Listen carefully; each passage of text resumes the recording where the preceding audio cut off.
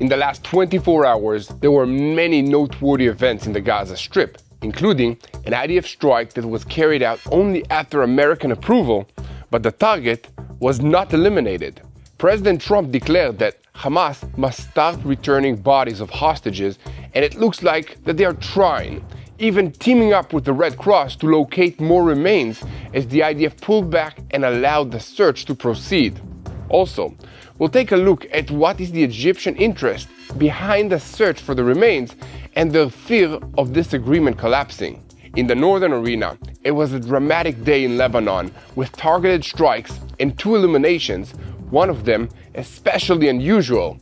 This is part of an escalation on the northern border as Hezbollah is trying to recover its position south of the Litani River, and the IDF pushes back, carrying out a 100th strike in the past 2 weeks. And next door in Syria, interim President Abdul Muhammad al-Julani is trying very hard to leave war behind, rehabilitate Syria, and get the economy back on its feet, or so it seems. To the south, in Yemen, a senior official acknowledges that the Houthis are at their weakest point, while the Mossad, the Israeli agency, reveals an Iranian terror network that operated in Europe and Australia. Welcome to Boots on the Ground. I'm your host Yair Pinto, bringing you all the truth about what's happening in Israel. So make sure to give a click to the subscribe button and let's continue. Following intelligence about an immediate plan by the Palestinian Islamic Jihad terrorist organization to carry out an attack against an IDF force in the Gaza Strip, the Air Force struck in Nuseirat. It became known that before the strike, the information passed to all echelons and also reached the American Coordination Mechanism and the CENTCOM commander, who personally approved the strike. According to intelligence reports, the terrorist was hit but not eliminated. And meanwhile, Hamas personnel and the Red Cross teams are operating with Israel's approval in the area beyond the Yellow Line, searching for the remains of the hostages. And according to reports in Qatar, the searches are being conducted in Rafah and Khan Yunis, and later will be conducted in the Gaza City as well. Al Jazeera reported that Hamas gave the Red Cross the location of the fallen, kidnapped soldier Hadar Golding, and the IDF has withdrawn from areas where Hamas is conducting a search of these remains. This is being done following pressure from the mediators and President Trump's envoys. An Israeli security source also said that the United States would like to move towards the next phase, Phase B, even if not all the remains are returned for burial. However, in a post on his Truth social media network, United States President Donald Trump claimed that Hamas must start returning bodies of hostages. In addition, he issued a threat that we will be watching closely for the next 48 hours. And amidst ongoing efforts to locate and return the bodies of the Israeli hostages still held in the Gaza Strip, for the first time the IDF allowed Egypt to bring in engineering equipment to locate the remains. Egypt's economy suffered tremendous losses during this war, and they have a strong interest in the ceasefire holding up. They also have an interest in returning to the center stage following Qatar's dominant role in mediating the ceasefire and in many other diplomatic efforts over the last 2 years. In the northern arena, there were also many dramatic developments, including 2 airstrikes that led to the elimination of 2 separate Hezbollah operatives, with one having direct links to Iran's Revolutionary Guards. But there was even more bad news for Hezbollah amidst developments of neighboring Syria as the al-Julani regime continues to march towards a return to the global stage, leaving Hezbollah far behind and increasingly isolated. Al-Julani himself is expected to participate this week in the annual investment conference in Saudi Arabia's capital, as the Saudi investment minister said the goals of Vision 2030 are progressing as planned. So we have a lot to talk about today, so let's dive into the details. I'm Yair Pinto, and this is your Boots on the Ground report about everything that is happening in Israel amidst the continuing battle against Hamas, Hezbollah, the Houthis in Yemen, the Shia militias in Iraq, and all the other armed groups in this region that are taking their orders from Iran's Islamic Revolutionary Guards Corps, which is the head of the crumbling axis of evil, in the Middle East. And a moment before we begin, I want to invite you to continue in spreading the truth by sharing our videos on YouTube, following us on social media, and above all, by clicking the subscribe button so that you never miss another episode of Boots on the Ground. Now, as usual, we'll start our report with events in the Gaza Strip, where in the last 24 hours, the IDF carried out a targeted strike against a terrorist who was planning an attack against IDF forces in the center of the Gaza Strip. The IDF statement regarding the incident said, amongst other things, that led by Southern Command and by means of the Air Force aircrafts in the Nuseirat area in the center of the Gaza Strip, a terrorist from the Palestinian Islamic Jihad terrorist organization who planned to carry out terrorist outlines in the immediate time frame against the IDF forces was struck. The foiling was carried out after the Israeli Shin Bet and the military intelligence gathered information about the terrorists' intentions. Israel has recently acted to prevent Gazans from crossing into the area of the Yellow Line. Enforcement in this case was carried out by fire, and in recent days Israel even marked the Yellow Line to prevent claims of doubt regarding enforcement by fire. It is important to note that this strike on Sunday in the Nuseirat area in the center of the Gaza Strip was carried out only after receiving American approval. And a security source said it was not a request for permission from the United States, but a matter of coordination with the Americans. However, from the details that have reached us, it emerges that due to the great sensitivity regarding IDF strikes in the Gaza Strip, while the United States is determined to move to implementing Phase B of this agreement, the information about this particular terrorist intent passed through all the echelons in the Southern Command up to Major General Yaniv Ashur. From there, the information was transferred to the Operations Directorate headed by Major General Itzi Cohen and to the head of the military intelligence, Major General Shlomi Binder, and from there to the IDF Chief of Staff, Lieutenant General Eyal Zamir. After that, the matter went for approval to the political echelon and then to the American coordination mechanism up to the level of the CENTCOM commanders. Only after the approval from the mechanism was received was the strike carried out, and the terrorist was hit but not eliminated. At this stage, it was not clear whether there was a limitation on the use of fire with the aim of only wounding and not killing, or whether by chance he survived the strike. A senior military source noted that the American envoy Steve Witkoff was also updated about this strike, perhaps immediately after it was before the publication. This is the first time that the threat removal mechanism has been used. It should be noted that in the past, such a strike would have been carried out at the division commander level and sometimes even below that level. But now, the Americans are supervising even such operations to preserve the ceasefire, and the rules have changed. Prime Minister Benjamin Netanyahu referred to the strike at the opening of the cabinet meeting on Sunday morning and emphasized that our security policy is in our own hands. According to him, we are not prepared to tolerate attacks against us. We respond according to our judgment to attacks as we have seen also in Lebanon and also recently in the Gaza Strip. We have dropped 150 tons on Hamas and the terrorist actors after the attack on our 2 soldiers. And of course, we also thwart dangers in our formation before they come to fruition, as we did just yesterday inside the Gaza Strip. Netanyahu added that we are not asking anyone's permission for this. We control our security, and we have also made it clear regarding international forces that Israel will determine which forces are unacceptable to us, and thus we operate and will continue to operate. This is of course acceptable also to the United States of America, as its most senior representatives have expressed in recent days.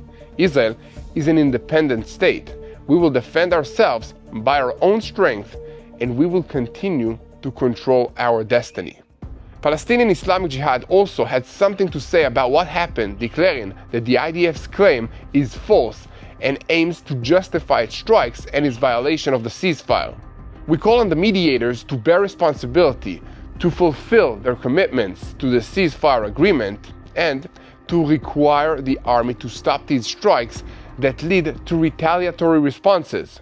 A second before we move on to the violations by the Hamas terrorist organization and to the United States President's threat, I want to once again invite you to keep spreading the truth, share and follow us, and most important, don't forget to click that subscribe button so that you remain tuned to what's happening in Israel, boots on the ground style. Now, I want to speak for just a moment about some of the challenges that Israel continues to face on the home front. If you watched our show before, you probably already know about the miracle of Arza. Now, I'm really excited to share this with all of you that Arza has launched their brand new Hope Box, or Tikva in Hebrew, and it's their most beautiful box yet. And with the release of the living hostages, and please God, the rest soon, this theme of hope couldn't come at a more powerful time for you to join. Every single item inside your Arza box is handmade by local Israeli artisans and family businesses, so with your purchase, you're directly blessing and supporting the people of Israel while bringing the land of the Bible where Jesus walked right into your house. Inside, there's this gorgeous hope necklace with the Star of David and the map of Israel, delicious foods and spices, and an amazing ceramic dish made by a group on the Gaza border that employs youth with disabilities. They're only selling this box for 10 more days and it's almost sold out. Plus, they just increased our discount and you will get 15% off with the code TBNIL15. So, if you want to love Israel in a practical way, or you know someone who wants a piece of Israel to his house, this is the perfect way to experience and also to share the beauty and the hope of the Holy Land. So go to arzabox.com/TBNIL, make sure to use the coupon code TBNIL15 and get yours today. And now, we're getting back into the news and keeping our focus on the Gaza Strip. Efforts continue to locate and to return the remains of the Israeli hostages that are still held in the Gaza Strip. And according to statement on Sunday morning from Israeli and international sources that are involved in this process, the hostages are most likely in those locations. According to assessment based on up-to-date intelligence, some of the remains are inside the Yellow Line, an area under Israeli military control, and according to those sources, Hamas has the ability to return the remains of the hostages relatively quickly. And meanwhile, Palestinian media portals identified with Hamas reported that the Red Cross personnel met with members of Hamas's shadow unit, whose role is to guard prisoners and hostages to guide them to a location where an Israeli fallen is kept in the Tel el-Sultan neighborhood in Rafah, an area within the Yellow Line. Israeli sources confirmed the details of the report, and the source said that they are searching for several bodies of fallen hostages, amongst them that of Hadar Goldin. In addition, an Egyptian delegation with engineering equipment is preparing this week in the Gaza Strip in coordination with Israel to assist in the efforts to locate and return the remains. Israeli officials say that this is part of a coordinated effort including several international bodies ahead of a future stage in the political understandings advanced by the United States and other countries in this region. Political sources in Jerusalem noted that in some cases there is real feasibility to locate bodies in areas under Israeli control and that this is a first-order humanitarian mission. However, in the field, Hamas operations also continue, declaring that it continues searching for the bodies of hostages in the Gaza Strip. Senior Hamas figure Khalil al-Khaya said on Sunday that our forces are entering today into new areas in the center of the Gaza Strip to locate bodies and to prevent unnecessary confrontations. As noted, Israel assesses that Hamas is capable of returning several fallen hostages already now. In parallel, the IDF and the Shin Bet transferred to Egypt maps of the locations of the fallen hostages who are in the area under Hamas's control in the Gaza and Israel, and also allowed the entry of heavy equipment for the first time based on an assessment that some of the remains are in areas of destruction where access is more complex. Also on Saturday evening, the United States President Donald Trump delivered a stern message to Hamas that it has 48 hours to return hostages without specifying the number of hostages that Hamas must return. As noted, the IDF and the Shin Bet are simultaneously conducting additional checks to examine whether there is a possibility that some of the remains are being held in an area east of the Yellow Line in territory under Israeli control. Also, over the weekend, the political echelon decided not to allow the opening of the Rafah crossing from Gaza to Egypt until progress is made in delivering the fallen hostages. The security echelon even proposed to the political echelon to limit the passage of humanitarian aid to Gaza due to Hamas's refusal to return remains. However, the Americans demanded that Israel not take these steps, as they believe that Israel must act in its steps to isolate Hamas from the population and not act to punish the entire population of the Gaza Strip. And amidst all of these developments, it's important to point out the fact that Egypt chose to bring in its own team to intervene in the search points to the importance of implementing the ceasefire agreement for it. President Abdel Fattah el-Sisi of Egypt sat alongside United States President Donald Trump, Qatar's Emir Tamim bin Hamad Al Thani, and Turkey's President Recep Tayyip Erdogan at the peace summit in Sharm el-Sheikh on October 13, and took part in mediation throughout this war. But according to the clauses of the ceasefire agreement, Cairo is not supposed to send search teams into the Gaza Strip. However, due to concern over possible harm to the agreement following the delay in delivering the remains, and due to the advanced stages of this deal, and to prevent the excuses of the terrorist organization in the Strip, Egypt activated its capabilities. Israel allowed the entry of Egyptian teams into Gaza, while earlier this week it prevented the entry of teams from Turkey. And also, Egypt sees the signing of the ceasefire agreement specifically in Sharm el-Sheikh as a significant achievement for the country, and it is currently acting on two prominent tracks regarding the continuation of the negotiations. And the first track is hosting and participating in talks on implementing the ceasefire agreement and advancing the delayed second phase as a mediator. Senior Egyptian officials' announcement published by Egypt's presidency and foreign minister emphasized the importance of the consolidating of the ceasefire agreement, which will contribute to achieving security and stability in the entire region. The other track is creating the conditions for the day after in Gaza, while reaching internal Palestinian understandings. Last Thursday, the El Kahira El Ikabariya news portal reported that Cairo is hosting talks between the Palestinian factions as part of the efforts to advance the second phase of the peace plan. And sources told the channel that the goal of the talks is to achieve Palestinian agreement on the next stage, which in practice was formulated by President Trump. Subsequently, the Egyptian channel reported on a meeting in Cairo for a Hamas delegation headed by Khalil el-Khaya with a Fatah delegation headed by Palestinian Vice President Hussein el-Sheikh, whom Abu Mazen has declared as a successor for the Palestinian Authority leadership, and Majid Faraj, the head of the Palestinian intelligence. The channel quoted sources who said that the Hamas and the Fatah delegations are discussing the general nation situation and arrangements for the end of this war, even though, according to the agreement, the terrorist organization is not supposed to take part in governance in the day after in the Gaza Strip. It is also important to remember that throughout the war, Egypt opposed for various reasons what it saw as attempts to promote the displacement of Palestinians in the Gaza Strip. However, it hosted patients and wounded who arrived for medical treatment from Gaza to Egypt. And now, Egypt has no interest in seeing fighting begin again in the Gaza Strip, as it has suffered tremendous economic losses in the past 2 years, especially from the drop in revenues from passage on ships through the Suez Canal, which according to reports led to losses of more than $9 billion every year. Also, Egypt brought in and still brings in aid to the Gaza Strip, and also took fire, including around the issue of the Rafah border crossing and the reasons of its inactivity.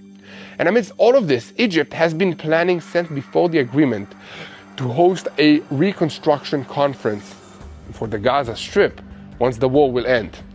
In recent days, President el-Sisi announced that the conference will take place next month. He also called on the Egyptian people to contribute to the reconstruction efforts and tasked the Prime Minister with examining the establishment of a national mechanism for collecting donations from citizens. Egypt is working to recruit various countries to participate in this conference, and already this week, Egyptian Foreign Minister Badr Abdal Atay spoke by phone with his Turkish counterpart Hakan Fidan and said that Egypt expects Ankara's activity and participation in this reconstruction in Gaza. And here at TBN Israel, we will continue to report on every development on this issue. So keep spreading the truth, share, follow us, and most importantly, do not forget to hit that subscribe button so you never miss another episode of Boots on the Ground. I know I say that a lot, but it really helps us reach more people, so thank you. Now, we're switching our focus to the northern front, as Lebanese media reported in the last 24 hours that an Israeli UAV attacked a bulldozer in the town of Bilda in southern Lebanon. Other reports spoke of an Israeli UAV strike on a vehicle in the El Nakura area in southern Lebanon. The reports noted fatality in this strike, and the El Hada channel reported that the person eliminated is Abed El Sayed, Hezbollah's military official in that area. Alongside these reports have arrived of an Israeli strike towards a vehicle in El Nabi Shit in the Bekaa Valley, in which Ali El Musawi was eliminated, a Hezbollah leader and a member of the Iranian Revolutionary Guards in the eastern Bekaa Valley. And according to the reports, El Musawi took upon himself security and military rules after the collapse of the Assad's regime in Syria. El Hadat also reported on 3 Israeli strikes aimed at Jad Budai in the eastern Bekaa Valley. El Nasser's correspondent in the valley reported that Israeli fighter jets are flying at very low altitudes over the Baalbek and the northern valley in Lebanon. And the IDF, for its part, confirmed that it eliminated an operative of Hezbollah's Radwan force named Muhammad Akram Arbaya in the El Akaya area in southern Lebanon. And the IDF said that in recent times the terrorists advanced efforts to restore combat capabilities and assisted in attempts to restore terrorist infrastructure of the Hezbollah terrorist organization. This is the 4th elimination over the weekend alongside the terrorist Zain el-Abidin Hussein Fataouni, a commander in the anti-tank array of the Radwan forces of Hezbollah. This is their battalion's name. And at the same time, the IDF struck before dawn a Hezbollah engineering vehicle that attempted to carry out restoration operations of the terrorist infrastructure of Hezbollah near the border with Israel. And Israel is signaling to Lebanon that it is determined to continue enforcing the ceasefire resolution after recent days in which Hezbollah has been trying to create a kind of new equation in which it refrains from disarming and even tries to reach weapons depots that were hit, and also tries to rehabilitate its military strength in order to make it harder for the Lebanese government to fulfill its part in the agreement to disarm Hezbollah. In this context, the frequency of Israel's strikes in Lebanon is increasing, and in the last 2 weeks, nearly 100 strikes were carried out across Lebanon, and just in the last 24 hours, at least 5 terrorists linked to Hezbollah were eliminated. Hezbollah operative Abdel Muhammad El Sayed, who was eliminated this morning near the village of Nakura in southern Lebanon, and 2 additional suspects who were eliminated in IDF strikes. And furthermore, smuggling was foiled in the Syria-Lebanon border in the past week in the ground activity by forces of the Mountain Brigade and the Intelligence Unit 504, which arrested the smugglers and interrogated them. And furthermore, smuggling was foiled on the Syria-Lebanon border in the past week in a ground activity by our forces of the Mountain Brigade of the IDF and Intelligence Unit 504, which arrested the smugglers and interrogated them. Since the beginning of the ceasefire in Lebanon, 11 months ago, Hezbollah operatives continued to try to rehabilitate the terrorist organization's capabilities. In response, Israel has eliminated more than 330 terrorists and destroyed large quantities of weapons, ammunition, and equipment.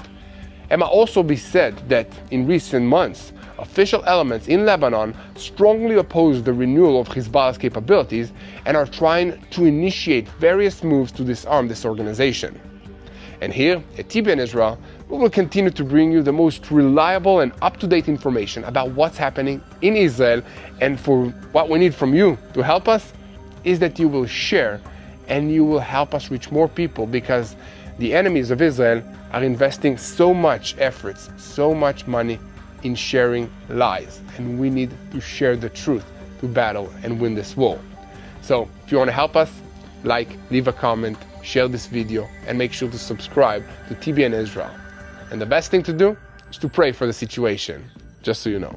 And now, we are shifting our focus to Iran, as the Mossad exposed a broad Iranian terrorist mechanism this week that has long operated in Australia, in Germany, and also in Greece. It has been led by the Quds Force officer Sardar Amar and engaged in arson and other attacks against Jewish and Israeli targets, while the Mossad operations folded dozens of such attacks. A Mossad statement regarding Amar said his many failures led to a wave of arrests and his exposure. Sardar Amar's terror mechanism focused its activity on two courses of action. The first, vandalism, in which the operational cell carried out acts of damage and arson against Jewish businesses and institutions such as Chabad houses and synagogues. The second course would usually be carried out after the vandalism stage or in parallel with it, and would include physical harm to individual targets, many senior figures in the community, as they intended to carry out in the planned attacks in Germany. In one attack in Greece, the entrance door to the Chabad house in Athens and a kosher restaurant near the Chabad house in the city were set on fire. In an in-depth intelligence investigation, led to the arrest of the handler and 5 members of the operational infrastructure of Iranian, Afghan, and a Greek origin. The individuals involved were brought to justice, and significant prison sentences of 8 to 11 years were imposed against them. Another incident occurred far from Europe, on the Australian continent, in October 2024, during which the kosher cafe Louis Continental Kitchen in Sydney was set on fire. This incident also, luckily, did not claim lives, thank God. And thanks to the investigation by local security and law enforcement authorities, the operatives were arrested, including a person named Saeed Mousavi, the cell's handler. This cell, too, was directed from Iran by the terrorist mechanism headed by Sardar Amar and led to a major diplomatic incident. And despite the investigations, the diplomatic pressure, Iranian efforts did not cease, and in June 2025, Ali Hassan Sarawi was arrested in Denmark. This individual was a Danish citizen of Afghan origin who was recruited by Amar's terror mechanism. He collected intelligence on senior members of the Jewish community in Germany, including Joseph Schuster and Volker Beck, and on a kosher delicatesse in Berlin. An investigation by authorities in Denmark and Germany, with the assistance of the Mossad, revealed that Sarawi traveled to Iran for handler meetings during which he received precise instructions. After his visit to Iran, he traveled to Germany with his family as part of a cover story and to conceal his involvement in terrorist activity, where he carried out the task assigned to him. And upon his return to Denmark, he was arrested, and the legal process against him is ongoing at this time. So to prevent linking the terrorist organization to Iran, Iranian terror bodies were instructed to operate under a top-down directive of preserving a space of deniability that will allow them optional freedom of action. To that end, the mechanisms built terror infrastructures around the world and advanced attack pipelines using varied methods of operations, including the use of criminal gangs and organizations as proxies, and also to cover their communications. The Mossad statement declared that for years the Iranian regime has viewed terror as a tool for exacting a price from Israel and from the Jewish people, while harming innocents across the globe without paying military, political, or economic prices. Under this logic, the terrorist bodies operate while maintaining a space of deniability and a disconnect between the violent activity and Iran. The ongoing international campaign against Iranian terror denies Iran the space of deniability, removes its immunity, and exacts heavy prices from it in the international diplomatic arena. And here, at TBN Israel, we will continue to give you the truth. So share and follow us, and make sure to hit the subscribe button so you never miss another episode of Boots on the Ground. And now, let's conclude today's report with a look at the events in Yemen, where the Interior Minister Ibrahim Haidan revealed in an interview on Sunday with the pro-Saudi newspaper Ashrak al-Awsat that Yemen's security forces arrested Hezbollah operatives involved in drug smuggling activity and support for the Houthis. According to him, These are operatives who arrived in Yemen after the fall of Assad's regime in Syria. The operatives were arrested at the Adin International Airport after they tried to enter under the guise of tourists, while the airport in the capital, Sana'a, which was struck by Israel, has still not returned to full routine. Haidan also said that the Yemeni court handed down death sentences against 6 Iranians who were accused of smuggling tons of drugs and were convicted in smuggling networks that financed the Houthi terrorist organizations. According to the Yemeni minister, the Houthis are at the height of their weakness, and the Israeli strikes against the senior leaders in this terrorist organization are a severe blow that led to a rift and division within the organization's ranks.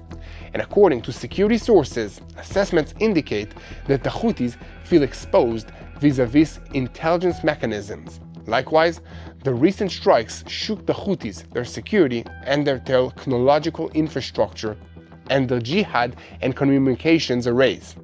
And on a personal note, over the past 2 years, I have had to run along with my wife and children to the bomb shelter many times because of the ballistic missiles that the Houthis fired at Israel.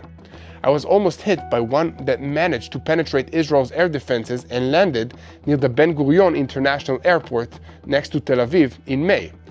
I happened to be at that airport to pick someone up that day and saw the missiles impact with my own eyes in the ground. I also saw several of them flying through the air over my head, and some I saw get intercepted. So I'm personally glad to hear that the Houthis will probably not be able to fire any more missiles at us anytime soon, and I hope that this organization will collapse completely so that the people of Yemen will have a better future without the grab and the control of a terrorist organization. In any case, here at TBN Israel, we will continue to report on every development on this matter, and we call on you to continue praying for the situation. This is a spiritual war, and the only way to fight a spiritual war is by praying. So pray for wisdom to our leaders, for the ceasefire to be adhered for Hamas to be disarmed in the Gaza Strip and to lose its control, for all the terrorist organizations to lose their grip on the civilian people in this region, for peace to reign between Israel, Lebanon, Syria, the Gaza Strip, Egypt, everybody. Egypt, we have a peace, but let's make it even a better peace, more cooperation, more agreements. God can make it happen. And let's pray for the peace of Jerusalem. Hello, this is Mati here in Jerusalem with TBN Israel. This is Yair Pinto from TBN Israel here in Jerusalem. TBN Israel is keeping viewers informed with Israel-focused news, culture, and what God is doing in this land. Support TBN Israel today online at tbn.org/Israel. Thank you.